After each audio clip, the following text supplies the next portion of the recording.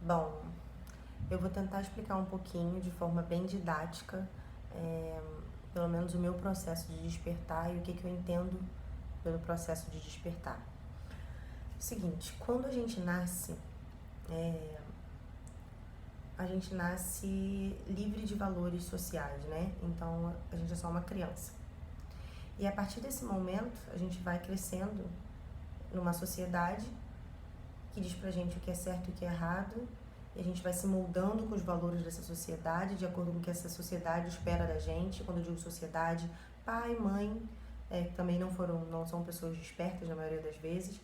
E aí a gente vai vendo, a gente vai lidando com os exemplos do nosso dia a dia, a gente vai internalizando esses valores de que a gente precisa alcançar algum lugar, que a gente precisa ter metas, casar, ter filho, se formar, ser bem-sucedido. E entenda bem-sucedido, geralmente está ligado à questão financeira, mas nem sempre.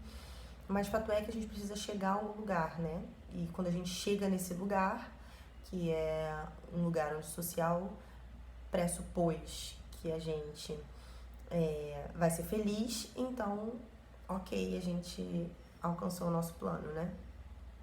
Mais ou menos isso. Só que ninguém ensina a gente a sentir. A sociedade ensina a gente a pensar. Então a gente não descobre, muitas pessoas passam a vida sem descobrir que a gente não é o que a gente pensa. Porque o que a gente pensa está condicionado ao social. Ou seja, o que vem na minha cabeça o tempo todo, o meu ritmo de pensamentos, ele se dá através de uma sociedade em que eu vivo, em que eu estou inserido, onde eu vejo, onde eu me relaciono com pessoas que têm esses valores sociais. Então você olha para o lado, olha para frente e está todo mundo correndo atrás dos mesmos objetivos, que é o sucesso financeiro, encontrar o grande amor, e a gente vai nessa busca desenfreada sem perceber o que a gente sente. Porque, na verdade, a gente faz essa confusão. Eu acho que tá aí o desafio de entender o que a gente sente, porque esse fluxo de pensamentos faz com que a gente sinta coisas. Então, assim, se eu tenho bons pensamentos, eu tenho sensações boas, e se eu tenho pensamentos ruins, isso pode me ocasionar, inclusive, sintomas, né? Eu começo a sentir coisas ruins. Pensei coisa ruim, começo a ficar ansioso, fico triste ou fico no estágio pior, depressivo, mas fato é que eu começo a sentir coisas ruins.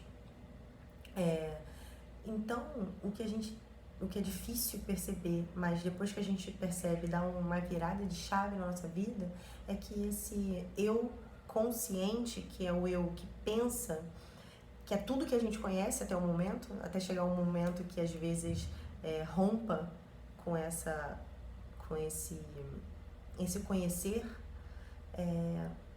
ele é gerado, ele não é genuíno, ele não é intuitivo, ele é gerado através de uma sociedade.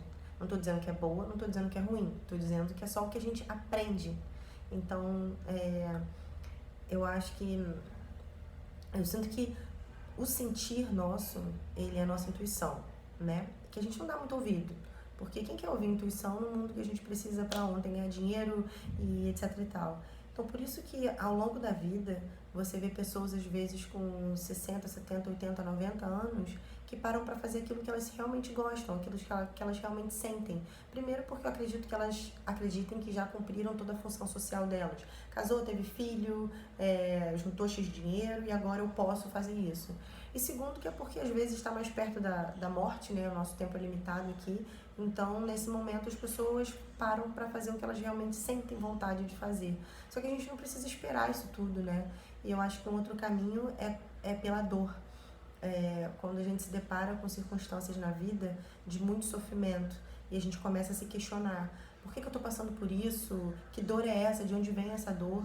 E esses questionamentos, né, que muitas das vezes são férteis e chegam até a verdade, muitas vezes são inférteis e não chegam a lugar nenhum, só sentimentos ruins, fazem a gente virar essa chave. Porque quando a gente começa a se questionar, por exemplo, passou por um acidente ou perdeu um ente querido, passou por alguma coisa que realmente balançou, você reavalia a sua vida e você começa a reavaliar os valores. O que te disseram que é certo e o que não é, o que te disseram que é ser bem sucedido e o que não é pra você, entendeu? E eu acho que um exercício que alguns iluminados e pessoas num grau de consciência mais evoluído conseguem fazer e nos ensinam é a gente sempre questionar isso que eu estou pensando. Porque se eu estou pensando em alguma coisa ruim, é porque o meu eu racional, o meu ego consciente, vamos dizer assim, ele está me contando uma história. E eu preciso desconstruir essa história. Então, no início, no estado de não consciência, a gente está no automático e a gente nem pensa. Eu passei por uma situação, reagi e vou reagir da forma com que eu sempre absorvi a vida inteira e aquilo é vida. No segundo momento, quando você vai para uma percepção de observador da questão, você começa a ver o momento que esses pensamentos chegam, né? Sejam eles bons ou ruins. E aí você pensa, opa, eu comecei a me pôr para baixo aqui em alguma circunstância, aconteceu alguma coisa, ou eu me comparei, porque o ser humano é o único ser que se valida pelo outro, né? Um parêntese, porque os animais, eles fazem instintivamente o que eles estão aptos a fazer, eles não ficam se comparando. Nossa, aquele lobo corre mais do que eu, vou correr mais do que ele. Nossa, aquele pássaro tem as penas mais bonitas que as minhas. Não, eles simplesmente são como os lírios do campo, né? E esse existir nosso genuíno, sem ter esse objetivo, não vou chamar de propósito, vou chamar de objetivo de vida, ele limita muito, ele limita todas as infinitas possibilidades de existência, de usufruir da vida, de sentir a vida, porque a gente tem aquele, eu tenho que chegar naquele ideal, tem que chegar naquele ideal. E aí você vê que você chega no ideal e você não está satisfeito, e você quer mais, e você quer mais, e você quer mais, e você está sempre numa busca do mais, e você está sempre, se isso fosse de fato algo que abastecesse, nutrisse o ser, você não veria aí cantores e pessoas famosas que conseguiram a fama, a atenção, a validação alheia em depressão, se matando. Você não veria pessoas ricas sofrendo, né? Então, em algum momento converge o que a gente pensa que a gente é com o que a gente realmente é. O que a gente pensa com o que a gente sente. E eu acredito muito que a depressão é quando... A depressão, às vezes, insatisfações, né? A insatisfação começa por aí e num estágio menor, porque a gente quer alcançar alguma coisa ou a gente está fazendo o que o social espera da gente, mas no fundo não é o que a gente sente. Só que às vezes a gente nem tem consciência disso, né? Quando a gente não tem essa consciência, a gente não consegue trabalhar.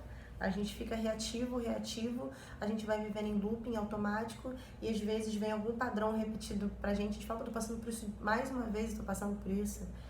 E é a vida, e é o universo, e a sua essência te mostrando que não é aquilo. E depois a gente entende tão claramente que tudo tá na nossa cabeça, no nosso inconsciente. E que às vezes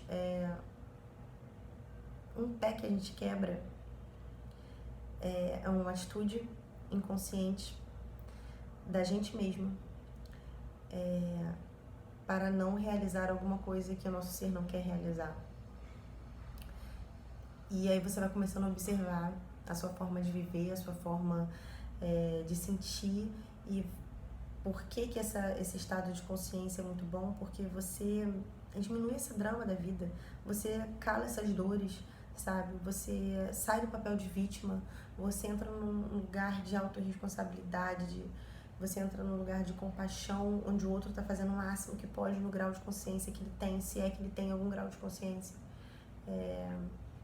E você passa a ver a vida por outros olhos, você passa a sentir a vida como você gostaria de sentir. Claro, a gente está numa sociedade, então a gente não consegue eliminar esse todo, né? A gente precisa sim ganhar dinheiro, a gente precisa sim viver a vida, se relacionar com outras pessoas, mas a gente faz isso de uma forma diferente e a gente consegue até aliar nosso trabalho ao nosso propósito de vida, né? E aí tudo fica mais prazeroso. Você não tem mais aquela, segunda-feira, vou ter que trabalhar. Você faz isso porque você não está fazendo o que você genuinamente gostaria de fazer, e isso não é utópico.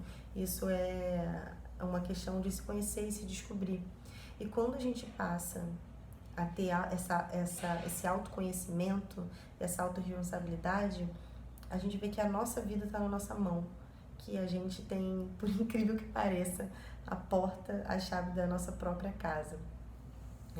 Eu vi isso em algum pensador falando sobre isso, e é uma verdade, porque a gente coloca a chave da nossa casa na mão do chefe, que deixa a gente infeliz, na mão do outro, que não percebe o nosso valor, na mão do outro, mas tá tudo dentro, é tudo nosso, é tudo parte da gente, né? A gente tá onde a gente se coloca. E se você tá se colocando aí é porque você quer, ninguém tá te obrigando a isso. É uma mágica, assim. Eu digo que a mudança de percepção é um milagre. O milagre não é externo, o milagre é interno. E a gente vive num mundo hoje dessas consciências heterogêneas, então as pessoas estão caminhando em graus de consciência muito diferentes. Então, uma hora você topa com alguém que já passou por alguma coisa e está com a consciência um pouco mais expandida, outra hora você lida com pessoas que não tem nenhum, não despertou ainda. E o que eu acho também que é muito um paradoxo é que geralmente as pessoas, diferente até de Buda, né? Eu gosto de usar esse exemplo também porque Buda tinha tudo, né? Era de uma família nobre, casta e tudo mais, e ele começou a fazer esses questionamentos e ele saiu do lugar de conforto dele para conhecer e para questionar tudo à sua volta.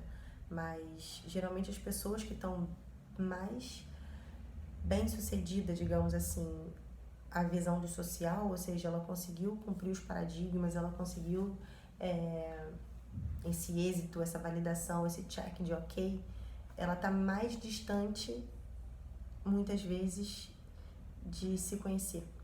Porque a sociedade dá uma validada no ego dela, o ego dela fica inchado, inflado por algum momento, e isso não faz com que ela se questione.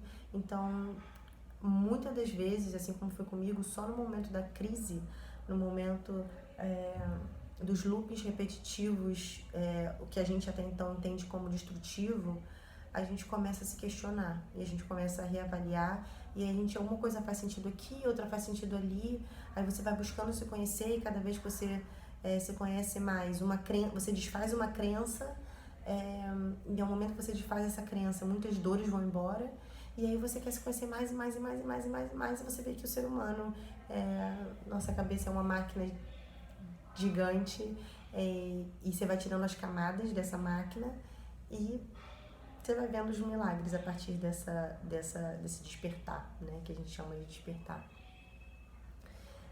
Porque essa máquina pode te conduzir para um lugar muito positivo ou muito ruim. Só que não é ensinada. Essa luz, dar luz à nossa cabeça, isso ninguém ensina a gente, né?